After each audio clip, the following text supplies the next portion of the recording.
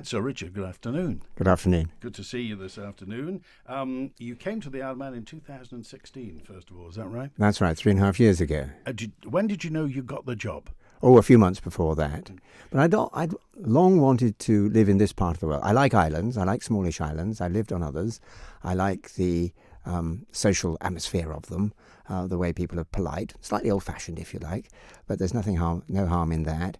And first island I ever lived on was 50 years ago. 50 years ago next month, little island on Lake Victoria in the middle of Africa. Nothing in common with the Isle of Man, except that they were quite cautious folk, and they thought a while before they made decisions. The decision there was, should they have a bridge to the mainland? And it was only, unlike the distance between here and Cumbria, it was only 300 yards. But in the end, they decided they wouldn't. It may be that leopards would come across if they built a bridge, and I think they meant not only feline leopards, but the sort on two legs as well. Anyway, that was a long, long time ago. But over the years, my wife and I have lived in, as I say, smallish places as well as very big places. And the Western British Isles is somewhere I always loved for short trips. So anywhere from Cornwall through West Wales, Ireland, Scotland, this part. So the chance to come and live here for a few years in what I knew would be a very congenial society was irresistible. Were you always destined to be a career diplomat?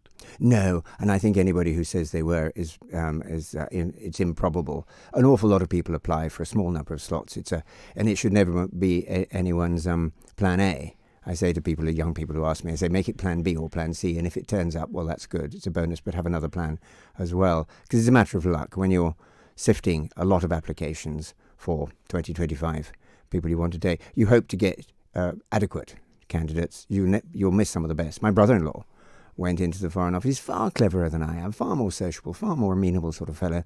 And he missed it the first time and had to go round twice. So I quote him as proof the fact that it's a matter of luck. When did you enter the service? That was 1973. So that's 46 years ago. And did a year in London and then went off on the trail. And did you know where you wanted to go in the world, or was it just something? No, in those days they didn't ask you. The head of my Foreign Office department called me in and he said, Jakarta. And there's a line in a Graham Greene book at the end where two, in their case, spies are being hauled over the coals for getting it all wrong in Havana in Cuba. And the chap goes in first to see the head of MI6. And he comes out and the woman says to him, what did he say to you? And the chap says, Jakarta. And she says, what's that? And it was a little bit of that sense. One found an atlas and looked it up and found that there was an awful lot of island territory in between Singapore and Australia. And that's where I spent 4 happy years. What was your degree in? I was a natural scientist, geologist. We're very Catholic in the British, Catholic small c, in the British Foreign Service and take people from any background. Whereas if you go to the French or the Germans and some of the others, they're almost all lawyers or classicists or historians. So those of us who are not properly educated and only done a science have got a bit to catch up with. When we start, and we try and do that. But it's a very wide intake. So that was my background, but I left it behind the day I graduated. You mentioned sociability, social skills, ability to get on with people. How much is that part of the job? Well, it's a large part of it as a diplomat. It means, I think, an interest in the place and everybody who's in there. And if you walk into a room and say, hello, my name's Richard Gozney, I'm your new diplomat, whether you're a junior diplomat or an ambassador, high commissioner, governor, things I've done more recently, who are you, how are you, and what are you up to? Unless you mean that, people see through you. Unless you are, and you mean that only if you're genuinely interested in what people are up to and what they're doing and what they're, and the moment that appetite wanes, then you call in the chips and go and cultivate the lettuces, because you can't do it unless you do that. So I think that sociability, it's not just the conventional being able to hold a gin and tonic and carry on a conversation at the same time or anything silly like that. It's you've got to be interested in those around you, people whom you'll only meet once or twice often and briefly, but have a genuine, I won't say concern, that would be patronizing, but a genuine interest in what makes people tick, if you like. Everybody hears the term diplomacy, they hear diplomats, they hear embassy, consulates.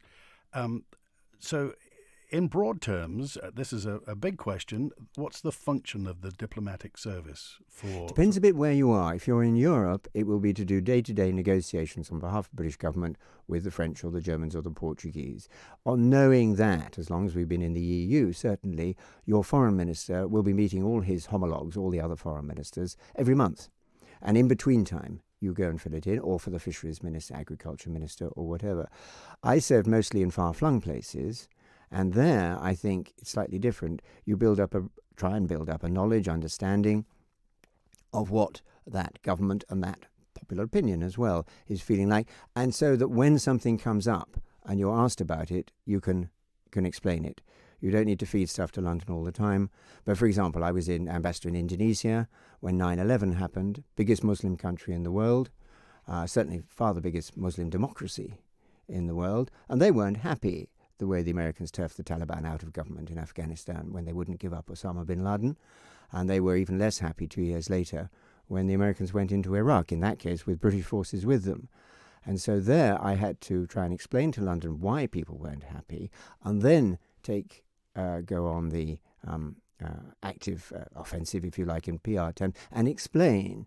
And that was a country where I learned the language as a young man. I went there 45 years ago, learned the language as a young diplomat, went back there 20 years ago as ambassador, so I could still, it's not a difficult language, I could still speak it. So my job then was to explain to London why they felt 250 million people vaguely uneasy with what the UK government were doing with the Americans, explain to London and explain locally on radio, television. And I discovered why, in the end, I was put on the local equivalent of Newsnight, 10 o'clock at night or whatever, rather often. But it was the novelty of having a foreigner speaking the language, being on television. And the main advertising revenue there was from tobacco. The big spenders were the tobacco companies in the days when you were still allowed to advertise on television, certainly out there in Southeast Asia. And if I was on, or there was an American academic who would come on sometimes, they would double the rate of the advertising for the sheer novelty, because they knew they were getting a lot more watchers. Whether they agreed with what I was saying was neither here nor there. It was the novelty effect. So that gives you an example. A big thing happens. You're in a big but relatively unknown country. There are no strong historical ties between the UK and Indonesia. People scratching their heads, what's going on out there? You try and explain, and then you try and explain your government's position, my case, the British government's position, to all the people who are listening to the radio or reading the newspaper out there. And that's very stimulating. We're with Sir Richard Gozney, Lieutenant Governor of the Isle of Man, talking about history, talk about the Isle of Man as well. But I'm fascinated by what you say about Indonesia. As you say, the largest Muslim democracy in the world, and a pivotal place for the future as well. Does that country still interest you? Yes, it does. And which direction's it going? It's going. They are great seekers of consensus. The Javanese, there are lots of ethnicities, if you like, there are lots of groups. The Javanese are the dominant one. The Javanese especially hate an argument. They hate confrontation. I think I would say this if we had lots of Javanese with me here in the studio. They wouldn't disagree because they hate disagreements. But no, they do. And so sometimes when that country perplexes the outsider, it's because they're seeking a consensus, and they will compromise a bit on their own principles, their own individual beliefs. And at the moment, there's a president there who's an honest man. He's not. They're not all honest out there, but he is. And people have been slightly surprised about some of the people he's embraced amongst his fellow politicians. But I can see what he's doing. He wants to bring them all into the tent to work together. His agenda is not a political one; it's an economic one, overwhelmingly there, and that is very typical of that country. So they do perplex the Australians, the Japanese, the Americans, us, the other people with big commercial interests there, as well as a lot of tourists travelling through there. But I think underlying it all is that they hate an argument. Talking of commercial interests, what part does Government House here play in business on the Isle of Man? Well, when I went to see businesses earlier when I came here in 2016, some of them 2017, I said to them, particularly the ones who have foreign customers, foreign partners, foreign shareholders, or foreign owners, and some of the big companies here do, I said, if you want to make use of Government House, do. I mean, those big companies will go along and they'll see the Chief Minister, see when they visit from South Africa, America, wherever it is, UK.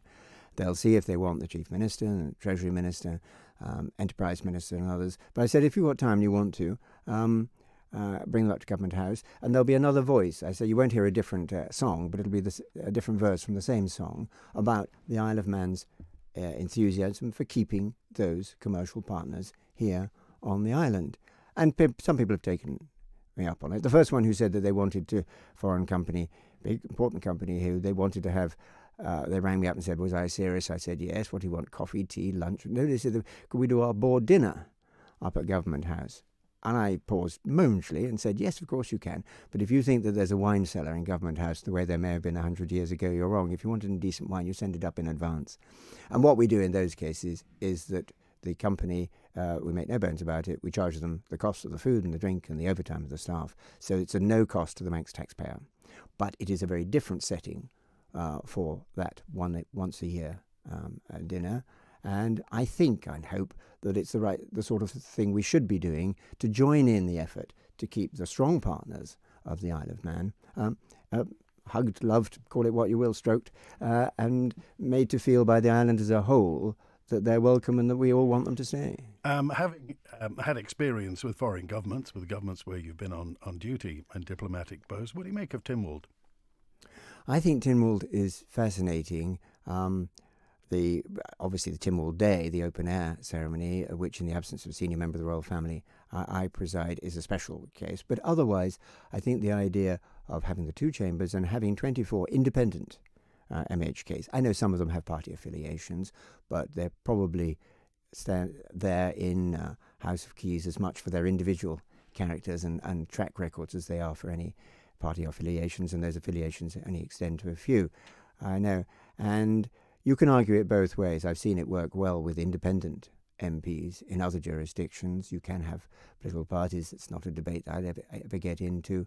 But it makes it quite a challenge, interesting challenge, for putting together government policies and programs when they're all independent. But the present administration have succeeded and done so admirably on that. I mustn't go too far out down the road of politics. We all know there's a boat in the morning. But I think there's a good deal to be said for having MHKs, as they are here, able to speak their own minds on issues without having had a party manifesto. One of your predecessors back in the 1960s, extremely colourful character, Ronald Garvey. So Ronald Garvey was urged the Isle of Man to go towards a measure of independence, was very, very pro the Isle of Man exerting its influence, as it were. Is that something you venture into? No, and I wouldn't dream of it. I think that would be patronising. That's a matter for the people of the Isle of Man.